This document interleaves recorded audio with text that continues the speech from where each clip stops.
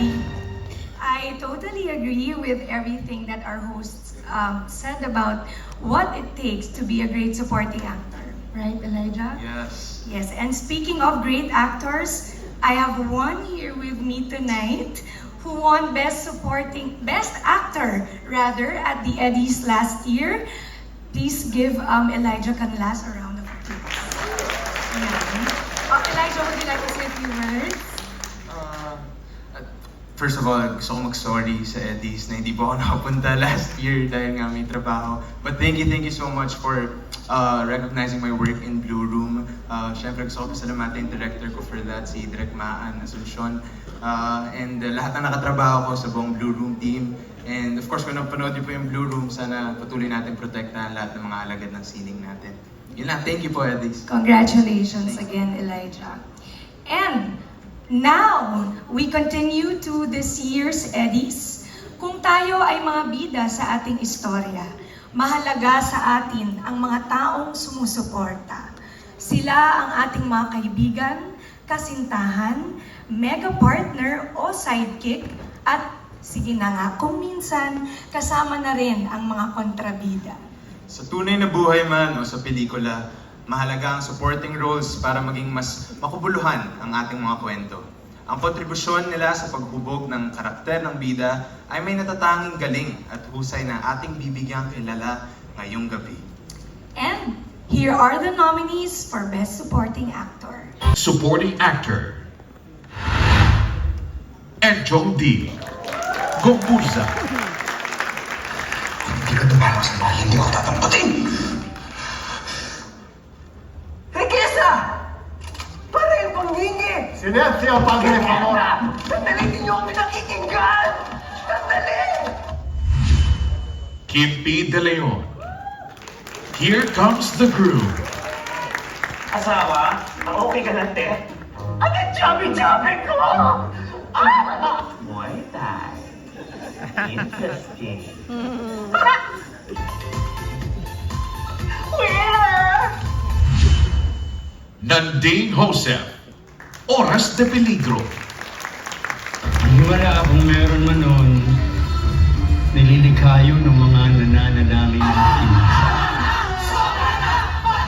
Para yung himala, yung katarungan, ang magkatotoo. Roderick Paulate. In his mother's eyes. Nagdadang tanong. Nung umalis ka ba, nagtanong ako kung saan ka pupunta?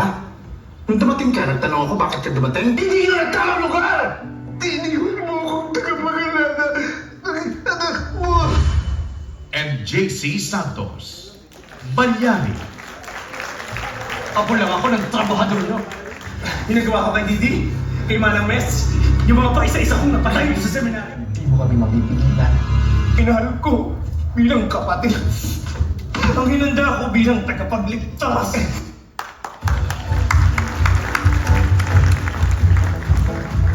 And the Eddie's choice is...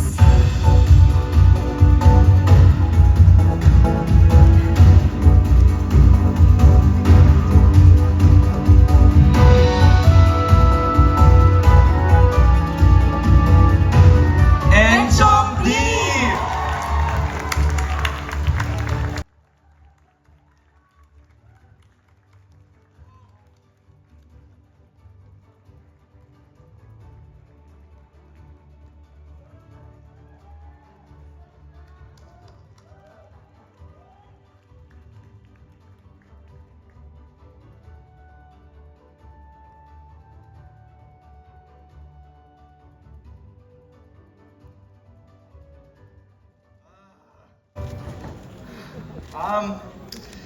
Nung unang beses ko po napanood yung Gomburza, sabi ko, my God, ang galing ni Cedric, ang galing ni Dante Rivero, ang galing ni Elijah, ang galing ni Piolo Pascual.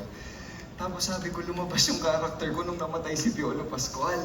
Tapos sabi ko, bakit ganun? Parang feeling ko, hindi enough yung ginawa kong performance to be noticed and to be recognized. Pero ngayon po, gusto ko po magpasalamat sa the Society of Philippine Entertainment Editors kasi po, ni-remind nyo sa akin na hindi po haba ng performance sa isang proyekto ang tinitingnan ninyo, but rather how much impact and how much you make your audience feel.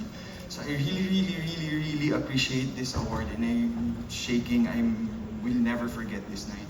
To our producers, I'd like to thank Jesuits Communication, CMB Films, Media Quest Ventures, and Signal, kasi po tumataya kayo sa paggawa ng kalidad na pelikula kahit sa panahon na ito na napakahirap po kumita ng pelikula ngayon. Third, sa lahat po ng nakasama ko na bumubuo po ng Gumburza, thank you very much for allowing me to work with you, for allowing us to show something that will make us proud as Filipino people. And I share this award to all of you. And last, I'd like to dedicate this sa lahat po ng tao na naghahantay ng hustisya sa bansa natin. Ang kwento po ng Gumburza ay isang representasyon ng mga tao na naghahantay ng hustisya na sana makamit nila. Kaya po, maraming salamat. This night will never be forgotten. Thank you very much, Eddies.